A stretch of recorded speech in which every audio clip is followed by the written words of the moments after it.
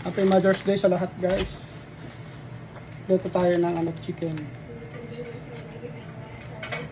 Ayan. So, dahil Mother's Day ngayon, ako daw muna nagluluto, sabi ng asawa ko. Kaya, pagbigyan natin, guys. Kasi siyempre, Mother's Day naman. Kaya magluto tayo ng chicken. Medyo fresh pa yung chicken. Ano pa? Nanlalamig pa.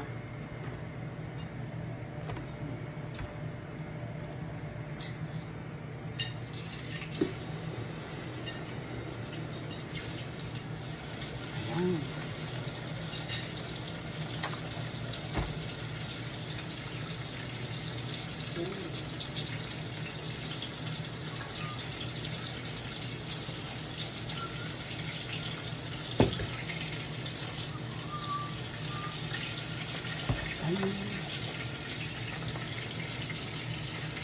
So, nilungog natin ng konti yung chicken sa mantika.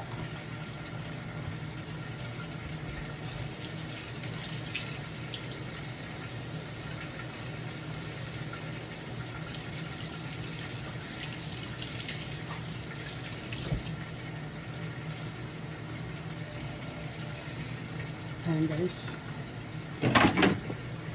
Ayan, chicken tayo ngayon. Chicken leg. Luto lang tayo.